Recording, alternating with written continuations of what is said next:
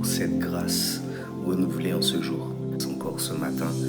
Et comme chaque jour, je veux t'honorer, je veux te célébrer, je veux témoigner du Dieu de grâce et de bonté que tu es dans ce monde de chaos, de bruit, de séduction, de mensonges. Que toute la gloire ne revienne qu'à toi et à toi seul.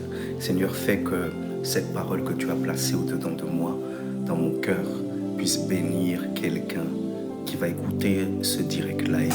Que quelqu'un soit béni, que sa vie soit transformée. Donne-nous notre pain de ce jour. Délivre-nous de tout mal, de toute maladie, de toute douleur. Fais-nous du bien, Seigneur. Au nom de Jésus. Amen. Bien-aimés dans le Seigneur, j'espère que vous allez bien. Je bénis Dieu pour cette nouvelle journée. Quoi qu'il en soit, Dieu va être glorifié. J'ai fait le choix de ne plus me prendre la tête avec les gens. Je suis quelqu'un qui, même dans son fort caractère, n'a qu'un seul but: avancer, progresser pour atteindre les choses de Dieu, la paix de Dieu, l'équilibre de Dieu, la discipline de Dieu et la fluidité de Dieu, sans laquelle il nous est impossible d'être enfant de Dieu. Ce monde déforme, mais le Seigneur, lui, veut nous former. Il veut nous bénir encore au travers de ces instants. Je bénis Dieu pour la présence de tout un chacun, pour tous ceux, toutes celles qui vont écouter ce direct live. Et nous sommes ce matin dans le texte de 1 Jean 2, 3 au verset 6. À l'heure où je parle, cette parole n'est pas négligée. On vit dans le monde du paraître, dans le monde de la séduction. Et Dieu, lui, voit toutes choses. Ça veut dire que le spectacle que beaucoup sont en train de jouer aux yeux des autres, pour Dieu, c'est du mensonge, c'est l'hypocrisie. Et Dieu a ces choses-là en horreur. Il veut que nous puissions marcher par son esprit et dans la vérité. À l'heure où je parle, il y a beaucoup de personnes qui sont au culte, dans les assemblées, dans les églises, dans les événements qui réunissent une communauté, une fraternité. Et ils se montrent sur leur meilleure apparence. Gloire à Dieu. Mais vous savez, être chrétien, c'est être disciple de Christ. Et être disciple de Christ, ça nécessite une certaine discipline. Quand je te parle de discipline, peut-être que tu penses à l'armée. Oui, c'est exactement ça. Et Dieu nous demande cette discipline pour pouvoir témoigner de qui il est, de qui Jésus est. Et pour qu'aussi nous puissions montrer au monde quel est le chemin, quelle est la bonne voie, la vérité qui permet de vivre libre, affranchi, tout en gardant son cœur et la paix du Seigneur.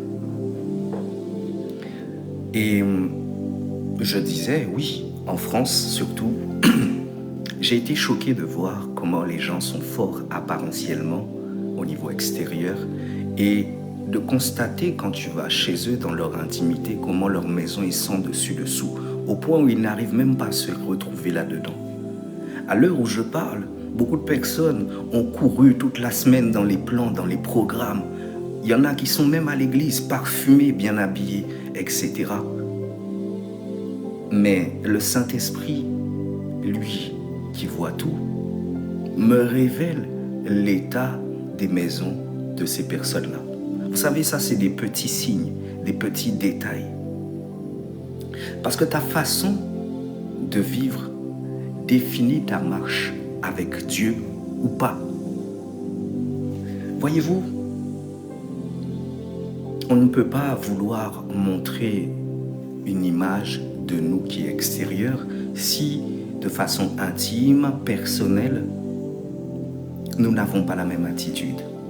Là, ça s'appelle porter un masque. Aujourd'hui, beaucoup de personnes disent « j'aime Dieu »,« je connais Dieu, je suis chrétien ». Mais la véritable question n'est pas ce que nous déclarons. La question est qu'est-ce que notre vie démontre? Est-ce que cette façon de vivre, dans l'exemple que je prenais, est édifiant pour quelqu'un qui n'a pas reçu Dieu, qui ne connaît pas Dieu? Non. Ce que nous faisons là, c'est juste faire comme les pharisiens, comme les religieux. Dieu ne regarde pas seulement nos paroles, nos présentations, nos représentations devant les hommes. Et bien qu'aujourd'hui, on est dans un monde qui juge beaucoup, le juge final ne sera pas un homme. Dieu regarde notre cœur, nos choix, notre persévérance par rapport à notre manière de vivre lorsque personne ne nous voit. Dans toute la Bible, Dieu cherche des hommes et des femmes vrais, pas parfaits, mais sincères. Être chrétien, ce n'est pas une identité qui est affichée et qui est flagrante à l'œil nu, mais c'est une vie qui est transformée. Et quelqu'un qui est réellement transformé par Dieu, ça va se voir dans son obéissance. Pourquoi aujourd'hui, revenons à mon exemple de tout à l'heure, les maisons sont dessus-dessous, l'intérieur qui est sale, mais l'extérieur qui est soigné. Pourquoi vivons-nous comme ça? Parce que le système a instauré un rythme auquel nous nous efforçons à nous accrocher. Mais pourquoi nous nous accrochons à ces choses-là que Dieu nous a demandé de ne pas nous conformer? Parce que nous manquons de foi. Parce que nous entendons la parole de Dieu dans une oreille et elle ressort de l'autre. En quoi? Si nous aimons réellement Dieu, n'aurions-nous pas pu vivre de nos plantations, de l'agriculture, de la couture, en toute autonomie? Non. Cela semble impossible pour un plus grand nombre parce que l'esprit du monde est déjà en dedans d'eux. L'esprit du monde les anime déjà et ils auront le complexe face à la compétitivité du monde de pouvoir se sentir largués par rapport à la masse. C'est ça le problème. C'est qu'on fait des choses pour le regard des autres en oubliant que Dieu existe réellement et que Dieu est réel. Nous lisons 1 Jean 2, du verset 3 à 6. Jean ne dit pas si nous parlons bien. Il dit si nous gardons ses commandements.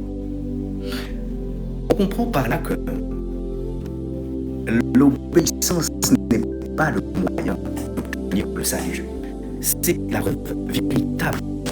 Christ vit au-dedans de nous. Tu peux fréquenter l'Église depuis 20 ans. Tu peux connaître la Bible. Tu peux prier longtemps. Mais si ta vie refuse volontairement la volonté de Dieu, il existe un problème dans ta relation avec lui. Et c'est ça le problème. L'obéissance révèle l'amour. Et la foi nous permet de poser des actes d'obéissance envers Dieu. Arrêtons de nous voiler la face. Cherchons réellement une relation avec Dieu. Valider des hommes, mais inconnus de Dieu, à quoi ça sert? Comme Jésus l'a dit dans Jean 14, 15. Si vous m'aimez, gardez mes commandements. La véritable spiritualité ne se mesure pas au volume de notre voix pendant la prière, mais surtout à notre fidélité lorsque les émotions disparaissent. Marche avec Dieu et révèle ton état spirituel. Nous sommes dans le livre de Galates 5, du verset 16 à 25.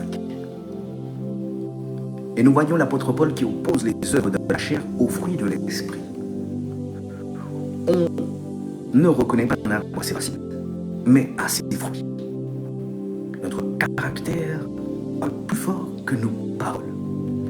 Une personne peut impressionner pendant le culte, mais manquer de pardon, d'humilité ou d'intégrité dans sa vie quotidienne. Dieu désire produire en nous son fruit, l'amour, la joie, la paix, la patience, la bonté, la fidélité, la douceur, la maîtrise de soi. Et la question question est donc, que produit ma vie? Troisième point. Dieu cherche avec une relation authentique, pas une apparence religieuse. Nous pouvons voir cela en Matthieu 7, du verset 21 à 23. Jésus prononce des paroles très fortes. Certains prophétisaient, d'autres chassaient des démons, d'autres faisaient des miracles. Pourtant, Jésus dira, je ne vous ai jamais connu. Pourquoi? Parce que Dieu marche dans une communion véritable. Entretenir un ministère, on peut exercer un ministère sans retenir une intimité profonde avec Dieu. L'enjeu de la religion, c'est de replacer la présence de Dieu par les habitudes religieuses. Dieu veut notre cœur avant nos activités. Ça sert à quoi aujourd'hui? Allez, maman, allez, sœurs, vous qui êtes à l'église, soi-disant, vous voulez montrer que oui, vous êtes serviable, vous êtes voué, et vous parlez mal à vos maris. Vous les faites passer au second plan. Vous les sollicitez en toute chose, en toute de pression. Vous trouvez ça normal, et ça sans jamais chercher leur intérêt. Mais à l'église, vous avez besoin de montrer devant l'œil d'un bon nombre que vous êtes des gens bien. On ne se moque pas de Dieu. Ayez conscience. Aujourd'hui, Dieu ne nous demande pas combien de versets tu connais, combien d'années tu passes à l'église, quel est ton ministère. Il demande, es-tu réellement en train de marcher avec moi? Notre marche est plus importante que notre réputation. Notre relation est plus importante que notre image. Notre obéissance est plus importante que nos discours. David est tombé, mais il est revenu avec un cœur repentant. Pierre a renié Jésus, mais il a trouvé une relation authentique. Jésus, Judas, lui est resté proche de Jésus physiquement, mais son cœur était loin. La proximité extérieure ne remplace jamais la communion intérieure. J'invite tous ceux qui m'écoutent ce matin à s'examiner. Examinez-vous vous-même. Si vous êtes la foi. Examinez-vous à la lumière des Écritures dans 2 Corinthiens 13, 5.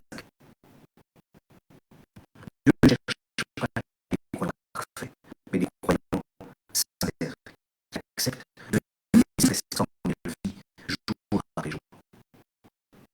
Bien-aimés dans le Seigneur, je ne vous parle pas ainsi parce que je suis parfait.